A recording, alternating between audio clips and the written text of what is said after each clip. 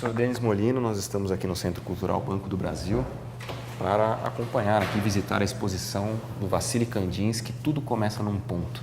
Professor, primeiro, por que esse nome, Tudo Começa Num Ponto? Bom, essa questão ela é importante no Kandinsky porque ele é um desses pintores, vamos dizer assim, desse final do século XIX, do começo do século XX, que tem essa questão, vamos dizer assim, trazer a pintura para uma dimensão muito propriamente concreta ou material, né? E então, nesse caso, o ponto, ele refere primeiro a um livro que ele escreve na década de 1930, chamado Ponto, Linha e Plano, quer dizer, a pintura que volta a si mesma. O Kandinsky é um desses pintores que vem do mundo dessas chamadas vanguardas do começo do século XX. Né? E o ponto, nesse sentido, ele é fundamental por quê? Porque a questão justamente da pintura, ela fugir desses grandes temas, sabe, essa coisa muito, vamos dizer, estreita de você ser pintor de paisagem, pintor de natureza morta, quer dizer, e aí você começa a trabalhar num campo em que a pintura, ela volta a si mesma. Quer dizer, em vez da pintura ficar falando da paisagem, ficar falando do mundo exterior, a pintura passa a olhar mais concretamente para si mesma. E aí a questão ponto, né? E nesse caso a gente pode juntar as duas questões, a relevância dele e a questão do título, ela remete a isso, quer dizer, ponto, ele refere a ideia justamente ponto, linha e plano, que são o quê? São os três elementos fundamentais de uma pintura. O ponto, né, que desde o Renascimento se fala, é o início de uma obra de arte. O que é um plano? O plano é uma sucessão de pontos, né? A linha é a sucessão desses pontos e o plano justamente é o que converge para a designação de uma obra de arte. Quer dizer, esse título já sugere o que será a obra do Kandinsky, nesse sentido do que vai ser a passagem dele para aquilo que justamente singulariza a obra do Kandinsky nesse começo do século XX, mais ou menos ali por volta de 1910, 1911, que é justamente a passagem para uma arte dita abstrata, ou uma arte dita não figurativa, ou o outro nome que se dá a essa arte é não objetiva.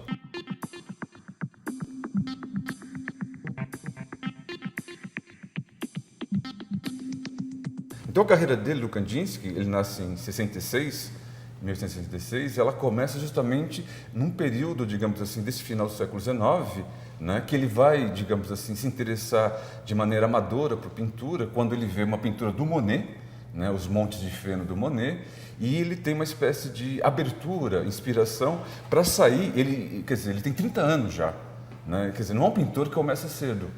O Kandinsky, isso é curioso ver nessa sala, é um Kandinsky que está entre o expressionismo e o pós-impressionismo.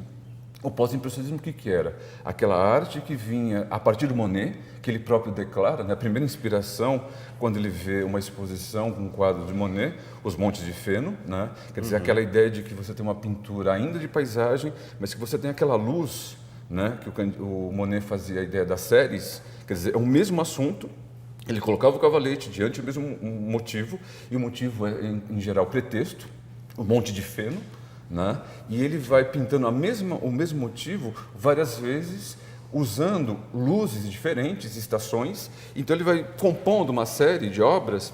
Isso impressionou o Kandinsky. Isso foi o primeiro que ele diz, o primeiro, digamos assim, a primeira viragem na obra dele.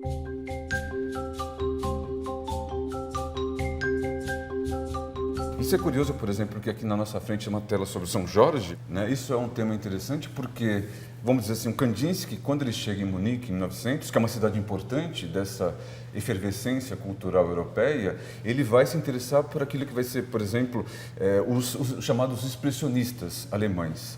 Então, vamos dizer assim, na Alemanha tem dois grupos expressionistas. Tem o grupo A Ponte,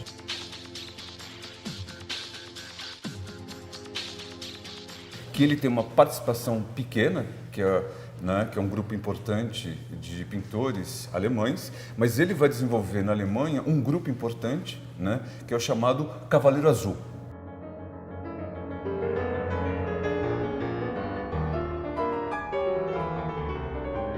Ele com os amigos vão trabalhar nesse grupo, Cavaleiro Azul, vai ter uma exposição, vai ter um almanaque chamado Cavaleiro Azul, né? E justamente a ideia do cavaleiro como uma metáfora, né, do andarilho, do errante, e a ideia do São Jorge, né, que tem o sentido do sagrado, que era uma questão importante para ele, que é uma questão importante, né, o espiritual na arte, remete a essa noção de uma noção do sagrado na arte. E veja, esse sagrado na arte é algo que vem se a gente pensar desde o Courbet e o Manet, nos anos 1860, o realismo na França, é algo que está sendo completamente combatido. Sim. Então, vamos dizer assim, vamos pensar, assim, sintetizando a sua questão. A importância histórica do Kandinsky é ele absorvendo esses movimentos modernos de arte, eu digo o pós-impressionismo e o expressionismo, né, que são duas ferramentas importantes, com uma terceira orientação também importante para o Kandinsky, que vai ser o simbolismo, né? Que é o simbolismo que vem do Mallarmé, que vem do Baudelaire na literatura, né? Que tem uma ascendência forte na França e que é importante justamente o quê? Que é o último movimento, digamos assim, dessa arte moderna, que tenta, digamos assim, colocar a questão do espiritual, do sagrado, dessa dimensão mais íntima do pintor, né, da subjetividade dele, mas ligado ao mundo não visível. Quer dizer, quando você pinta uma paisagem conhecida, eu pinto aqui, vamos dizer assim, a Catedral da Sé. É um lugar conhecido e é temporalmente marcado. Agora, quando eu pinto São Jorge, esse São Jorge ele não tem um sentido histórico. Ele é um santo que pode ganhar várias feições. E nesse caso, é curioso olhar a pintura, porque a figura do santo, ela fica, digamos assim, pouco evidente na imagem. O Kandinsky, vamos dizer assim, aqui já vamos situar aqui 1911, é o período expressionista do Kandinsky, né? Esse expressionismo dele, ele joga com cores contrastantes e saturadas, né? E dá para ver muito claramente que a pintura, ela tem interesse em algumas marcações pelas quais você começa a identificar a pintura. Do ponto de vista, vamos dizer assim, compositivo, notem como ele joga com alguma coisa típica do que era a pintura simbolista, né? Que era o quê? Justamente esses planos de cores, né? Tá. Nesse sentido, o que são esses planos de cores? A gente pode ver, por exemplo, que são áreas planas, né? Dá para ver os vermelhos, como eles não interferem, por exemplo, nos verdes ou nos azuis. Dá para ver como uma cor ela não se amálgama com a outra. Então ela fica uma espécie de mosaico, né? Um mosaico de cores que ela procura justamente não a maneira impressionista, aquela ideia da luz como ela vai amalgamando, ela vai embrulhando os objetos e forma um todo. Você vê como ele vai descompartimentando a pintura. Então, como se fossem grandes cacos, né? Vamos pensar assim a ideia da metáfora vamos dizer assim, do espelho quebrado. Então, você vai unificando de maneira assim dura e angular vários desses cacos para formar a pintura. Então, o espectador, quando ele olha, ele vê o título São Jorge. Logo ele remete à ideia mais conhecida dele, ele sobre um cavalo com uma lança, né? Ele arremessando sobre a goela de um dragão. Então, quando ele vê a diagonal, ele tem a primeira referência. Só que as demais, elas ficam, digamos assim, sugeridas. Essas daqui são uma década antes do São Jorge. Mais ou menos, Elas são datadas entre 1901 e 1903, portanto, uma década, né, praticamente antes. Sim. Mas veja que curioso, né? Aquele tipo de pintura que a gente vê no São Jorge, que ela é feita, como a gente está vendo, essa ideia de pequenos encaixes, né? Uma cor aqui, uma outra cor lá, elas são cores planas que não se unificam, né? E aqui dá para ver que a técnica, o estilo de pintura dele aqui é tipicamente dessa vanguarda francesa, né, do pós-impressionismo, que é tipicamente reconhecível os objetos, né? Então você tem a ideia de vamos dizer, paisagens marinhas, né? Tem a ideia aqui de uma igreja, né? Tipicamente, o modo de compor paisagem é tipicamente acadêmico, no sentido, você tem uma linha média, né, que é a linha do horizonte, você tem um plano distributivo em que a atmosfera e o volume bem definido da igreja, das árvores, da luz, né, como ela faz o rastro sobre a planície, né, sobre a relva, e na parte inferior, com uma espécie de espelho e formando um duplo, a ideia da catedral, né, e da água. Volumetricamente e compositivamente, o Kandinsky é muito estrutural ainda da pintura, né, no sentido de ter algo visível, né, que é justamente o contrário que a gente vai ver daqui a pouco com a passagem dele para a pintura não objetiva e abstrata, que é justamente o quê? A pintura não objetiva, como o próprio título propõe, que ele vai apagando a natureza.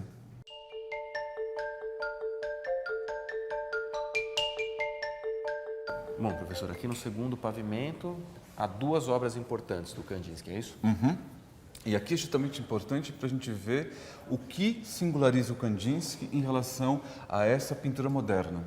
Se no primeiro pavimento, no início da exposição, a gente via o Kandinsky simbolista, pós-impressionista, né, nesse mundo ainda, que ele, digamos, remete às referências do que era o ambiente artístico da Europa, né, das vanguardas do século XX, aqui a gente vai ver, digamos assim, a passagem dele para aquilo que ele vai ficar realmente conhecido, que é a chamada pintura abstrata, ou pintura não objetiva, ou a chamada pintura não figurativa, que é justamente o momento em que aquilo que a gente via na primeira pintura do São Jorge, ou seja, a figura, você tem algumas evidências da espada, da figura humana, aqui a gente vai ver que essas evidências elas vão se desmanchar por completo, né? Ou seja, a natureza, o mundo exterior, ele vai entrar em ruínas. Como né? é o caso Exatamente.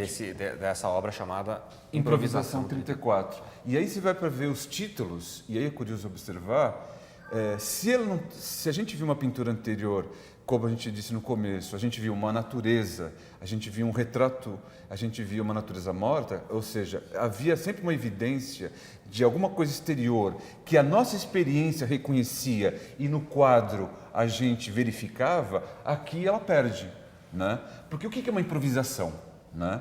Que é um tema, e aí na verdade a gente remete a uma outra coisa importante do Kandinsky, que é o quê? A ideia da música.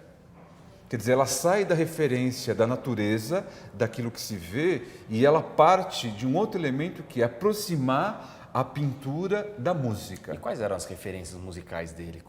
Que tipo de ligação que ele gosta, que ele tinha intenção de fazer? Então, alguma coisa ligada... Isso, na verdade, vem do simbolismo também, a ideia de aproximar pintura e música, né? O poema do Verlaine, né, do poeta simbolista, a música antes de tudo, mas a música pensada não no sentido matemático, né, da evidenciação matemática, mas a música como aquela ideia do efeito que ela produz na alma. Então, por exemplo, a primeira referência, evidentemente, sempre é Wagner.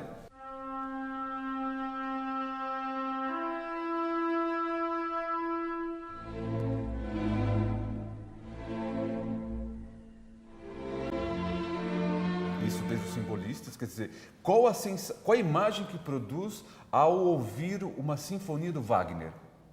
Quer dizer, é esse conteúdo abstrato que a música produz, e no caso a primeira referência é a Sinfonia de Wagner, né, no tipo de efeito que ela suscita na alma do espectador e que justamente a pintura abstrata tenta reproduzir.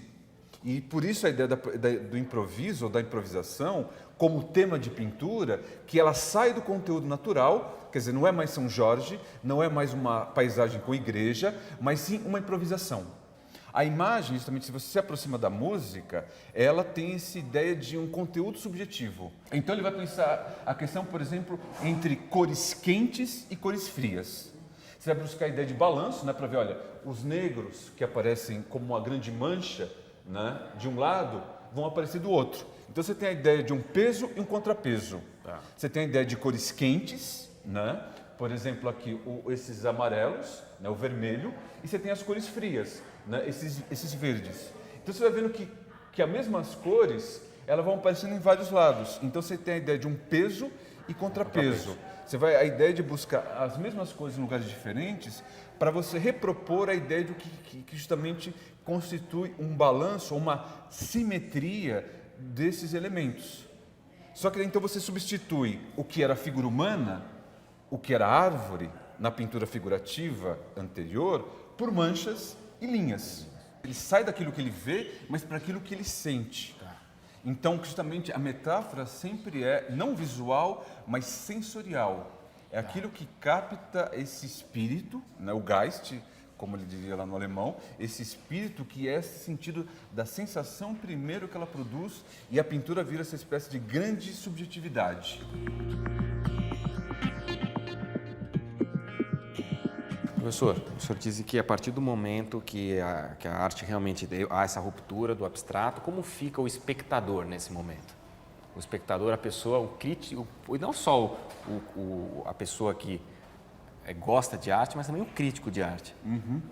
A recepção ela vai ser variada e como já desde os impressionistas, quando eles pintavam com manchas para pensar a ideia das luzes, dos efeitos atmosféricos, a recepção aqui no Kandinsky também ela vai variar muito, e uma parte importante da recepção, com certeza, como toda essa pintura nova, ela vai ser uma recepção pejorativa.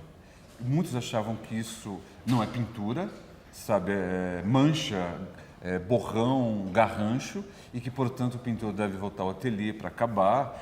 E muitos denunciavam o Kandinsky, uma crítica, vamos dizer assim, mais conservadora, denunciava isso como uma pintura de esquizofrênico, tapeceiro maluco. E aí tem uma série de termos assim dessa linhagem pejorativa que vão, digamos, denunciar isso como pseudopintura. E veja, nos anos 20, em relação à ideia de uma pintura que trata da matéria da pintura, ou seja, a pintura aqui ela fala só de pintura. Ou seja, o que significa a pintura que fala só de pintura? É aquela anedota, não sei se você sabe, que o Matisse contava quando ele faz um retrato da esposa dele, por volta de 1905, ele faz um retrato da esposa e coloca no meio da testa ao queixo uma faixa verde abacate. Quando ele expõe isso numa individual em Paris, uma espectadora que fica alucinada, mas como pode um retrato feminino com uma faixa verde abacate, né, que corta o rosto em dois, a espectadora fica, digamos assim, assustada e diz, mas isso é uma mulher? Né? Pergunta, mas pode ser isso uma mulher? E o Matisse que estava ali próximo, por acaso, ele responde, isso não é uma mulher. Aliás, nenhuma mulher é assim. Isso é apenas uma pintura. E nos anos 20, o Kandinsky, como vai ser professor da Bauhaus, né, o Kandinsky, por volta de 17, com a Revolução Russa, né, ele volta para a Rússia, a partir desse primeiro período que a gente vai ver lá em cima dele, na Alemanha, em Munique, né, ele volta para a Rússia, ele vai ajudar, digamos assim, esse sentido utópico da Rússia. O Malevich, que vai ser outro pintor também russo ligado à abstração, vai fazer quadrado de maneira muito geométrica e concreta, né? E nesse período, o Kandinsky ainda, a abstração é importante.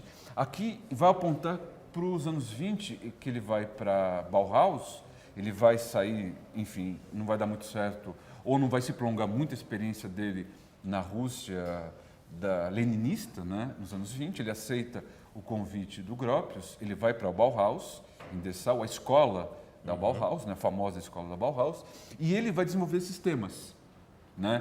E os temas vão justamente vão sair vamos dizer, os títulos saem da questão musical, improviso, harmonia, composição, como a gente está vendo na outra pintura, né? São títulos que remetem a essa questão da música, porque a música, como a gente estava vendo, a mais abstrata das artes.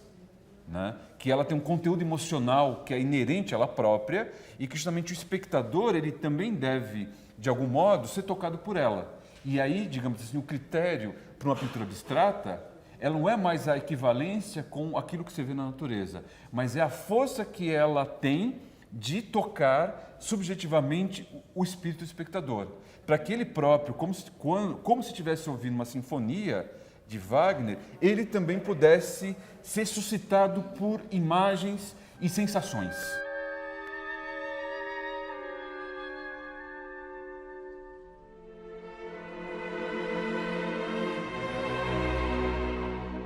Então, nessa terceira sala, né, continuando a exposição do Kandinsky, a gente vê que as pinturas dele, elas prosseguem esse estudo, né, que ele fazia já nas pinturas anteriores. A questão da abstração, ela fica mais presente no sentido não apenas daquele gestual mais solto que a gente via na sala anterior, mas veja como ele vai adensando esses elementos, né? A ideia de ter pontos, digamos assim, de convergência que já havia antes. No caso, por exemplo, a gente vê aqui das ovais, né? Como, digamos assim, esse elemento de base a partir da qual ele vai construindo a cena. E da mesma forma que a gente vê lá em cima, por exemplo, veja que tem essa ideia desses pequenos montes, ou pináculos, que também jogam nesse duplo elemento, do que é ainda figurativo justamente, né? Mas que podem compor com as ovais, se as ovais têm esse elemento mais solto e remetem a uma ideia de primevo, primordial, né? até um aqui, né, negro que aparece embaixo. Aqui esse elemento que remete à ideia da cidadela, das montanhas, dessa ideia dos cavaleiros para os grandes montes russos da antiguidade, né, que fica nesse outro elemento. Dois Ovais, que é essa obra de 1919, estamos falando da Rússia leninista, né? Justamente. Ele já havia voltado para a Rússia. Exatamente. De que maneira Kandinsky dialoga com a Rússia de Lenin? No caso, você tem as utopias, né? A ideia da Rússia comunista, como o futurismo na Itália, é a ideia de inventar um novo homem para um novo século. Né? Não basta uma nova arte, é necessário uma nova forma para uma nova arte. Era isso que o Mayakovsky pregava nos poemas. Né? Uma arte revolucionária, ela precisa de uma forma revolucionária para a qual ela deve ser destinada. E, portanto, no caso do cinema, né, os grandes filmes do Eisenstein, né, e o Kandinsky, como Malevich, que vão ser os dois expoentes dessa nova arte não figurativa na Rússia, né, utópica leninista, que nesses primeiros anos ela guarda, né, digamos assim, esse frescor, né, revolucionário. A gente vê esses elementos, né, de pensar um novo homem. E a ideia de pensar um novo homem pressupõe um novo espectador, né, que possa olhar essa nova arte, essa nova forma da arte. Então, nessa sala aqui, a gente vai ver outras referências do Kandinsky, né? E, sobretudo, obras dele que remetem àquela mesma ideia que a gente propunha antes. A ideia dessa série grande de improvisos, né? Mas que aqui, justamente, apesar de manter aquela ideia que a gente via lá desde a primeira obra do São Jorge, né? Esses planos de cores, veja que aqui, apesar da figuratividade ela não ser o elemento declarado da pintura, né, no título, pelo menos, dá para ver como ele repropõe essas figuras, né? Aqui as figuras humanas, aqui a ideia de uma lua, né? Ou de um sol, né? melhor dizendo, a ideia da cidadela, dessas figuras, né? Que se qualificam nesse sentido mesmo de ser formas elementares. Então você veja que o Kandinsky, no final da década de 10, e sobretudo dos anos 20, a obra dele, apesar de não ter tema figurativo e não ser declaradamente figurativo, ela volta a essa primeira questão dessas figuras humanas como uma espécie de ponte, né? Como a ideia das ovais e das angulares que a gente via antes, sempre como uma espécie de tática, de referência primeira, a partir da qual o espectador deve ele mesmo adentrar ao quadro, no sentido de uma experiência subjetiva e pessoal, e recompor o sentido da cena. Então aqui a gente está na última parte da exposição, né? E é uma parte importante porque ela remete àquilo que a gente dizia no começo. Ou seja, esse início do Kandinsky em Munique e a parte dele dedicada ao Cavaleiro Azul, que é esse grupo, né? Que é o grupo expressionista alemão, do qual fez parte o Kandinsky e outros artistas, entre os quais a esposa dele, a que vai se tornar a esposa dele na época, a Gabriele Münter. Aqui junto, nessa primeira parte, a gente vê uma série de obras da Gabriele desse período do Cavaleiro Azul. E quais são as características desse grupo, professor? A ideia mesma, como a gente vê do expressionismo, quer dizer, a cor, ela se autonomiza em relação à forma. Algumas obras, digamos assim, elas vão manter uma característica, digamos assim, compositivamente forte, por exemplo, essa, né? Do ponto de vista, vamos dizer assim, do estilo, ela guarda essa característica expressionista das cores quentes, né? Das cores carregadas. Do ponto de vista compositivo, né? Veja que ela tem uma volumetria bastante acentuada, né? Ela que, quando ela faz aqui essa ideia no vilarejo da igreja, né? Por volta de 1910, ela tem ainda vamos dizer assim, um procedimento, vamos dizer assim, compositivo muito estruturado, quase geometrizante, né? Dá para ver que é uma composição formada pela sobreposição triangular das edificações, tendo ao fundo a ideia ali do pináculo da igreja, e esse primeiro plano assim bem composto, né, volumetricamente aqui, da ideia da água, né, das águas aqui da dimensão marinha. Essa aqui ela é curiosamente forte, né, mas se a gente olhar, por exemplo, para a pintura que está ao lado, aqui a gente vê mais a característica expressionista, que do ponto de vista, vamos dizer, pictórico, o que é o expressionismo na Alemanha? É o equivalente do que é o Kandinsky, o grupo do Matisse na França, que são os fauves.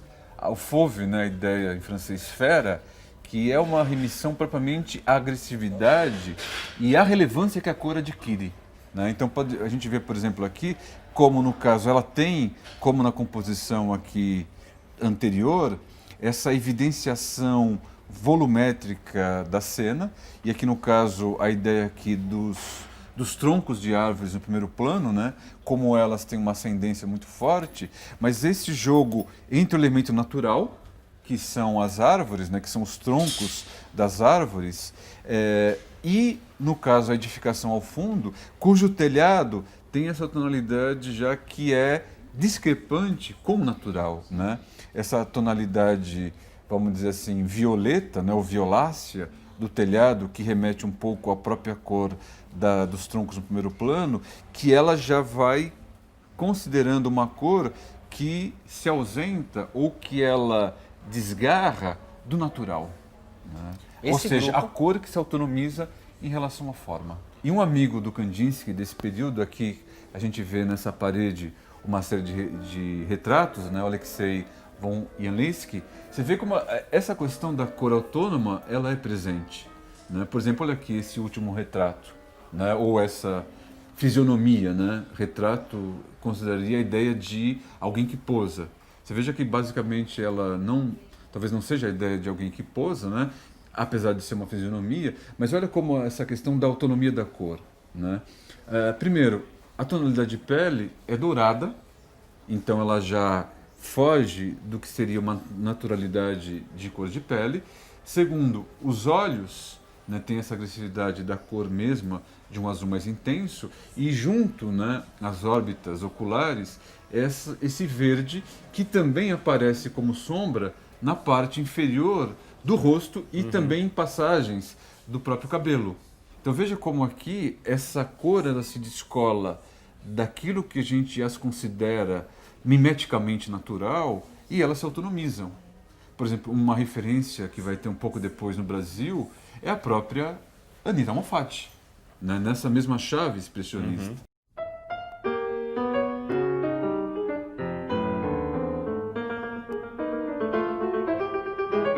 A questão da música ela é fundamental, né? A gente propriamente vê aqui na cena duas pinturas do Schoenberg, né? Uma das quais é um autorretrato, né?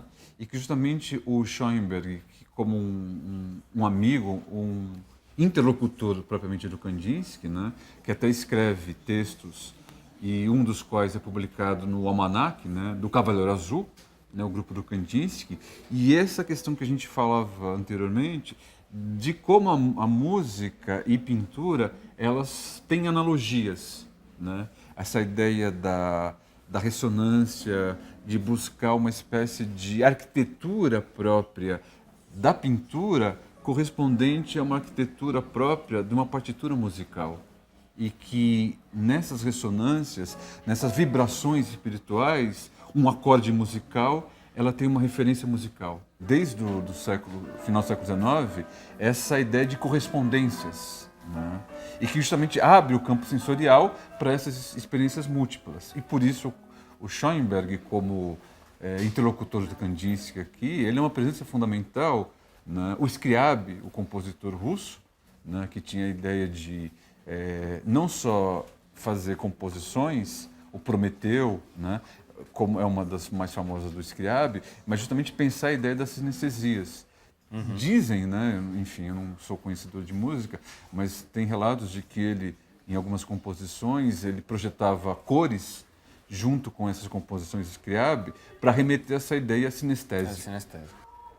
Bom, então aqui nessa sala, né, continuando a última exposição e remetendo àquilo que a gente falava de início, essa questão do Kandinsky expressionista, né?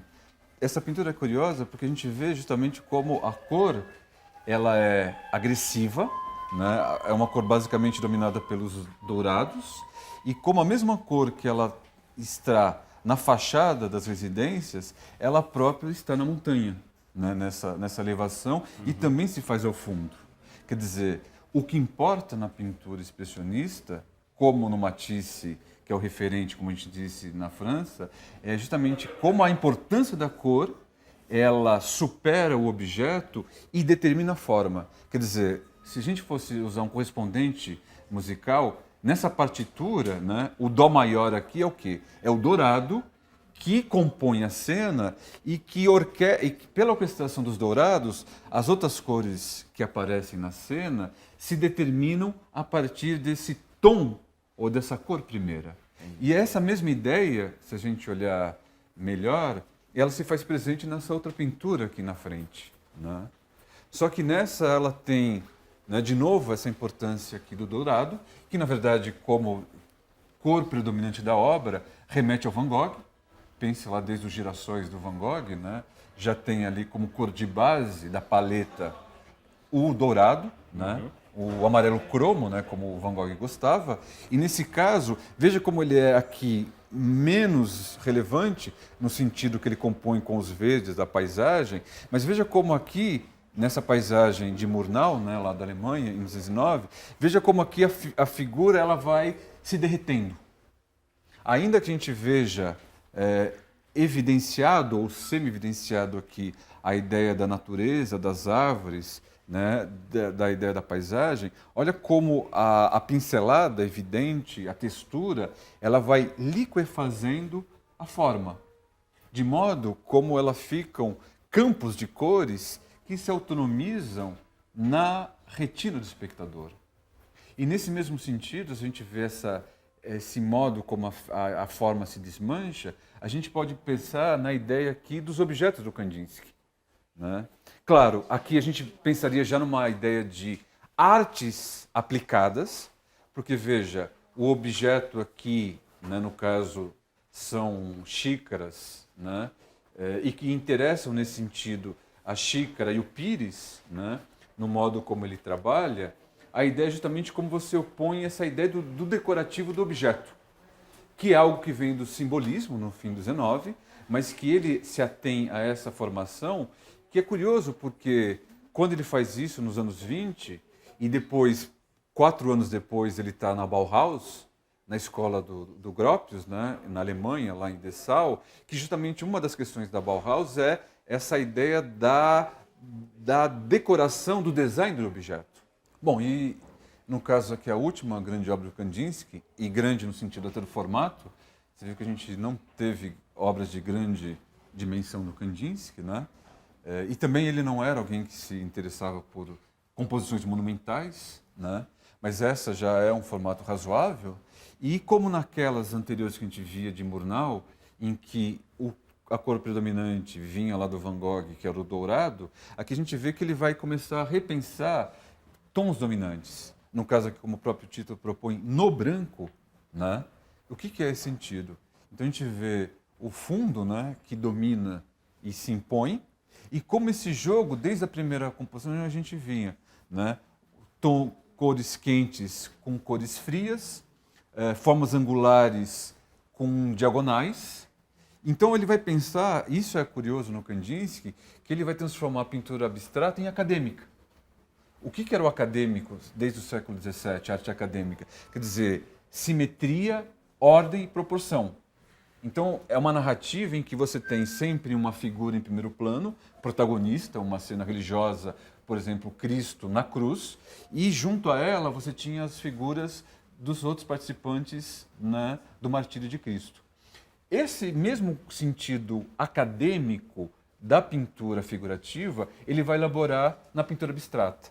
Então, por exemplo, aqui você tem um elemento central, né, que se compõe, que não tem um tema figurativo, mas remete àquela ideia das ovais, que a gente via numa pintura anterior, né? Ela é um plano de atuação importante, e a partir dela ele vai distribuindo massas, né? Massas nesse sentido de pesos, né? Olha, aqui tem um peso aqui que se contrapõe a esse outro peso. Só que esse contrapeso a gente vê, por exemplo, aqui esse campo aqui do xadrez, né? Desse campo aqui quadriculado, né?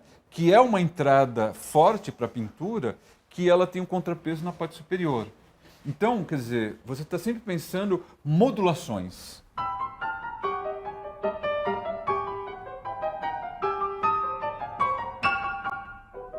Professor, qual é o balanço que o senhor faz da exposição? O interesse da exposição ela é mostrar, digamos assim, fases dessa obra do Kandinsky e dá, portanto, para entender um pouco do processo, se a gente pensar lá desde aquelas primeiras paisagens pequenas do primeiro andar, da primeiro pavimento da exposição até aqui embaixo, como a obra dele vai evoluindo cronologicamente e a gente pode pensar não só a evolução no interior da obra do Kandinsky, ou seja, entre 1900 até aqui, o início da década de 1920, como ele sai de uma pintura expressionista, simbolista, até ele aceder à ideia da abstração. A outra, digamos assim, importância da exposição é esse fato dela ir mapeando de maneira assim um pouco até abrupta outros personagens da Rússia e da vanguarda, né, que é a própria Gabriele Munter, que é uma, enfim, para gente pouco conhecida, mas ela tem uma pintura forte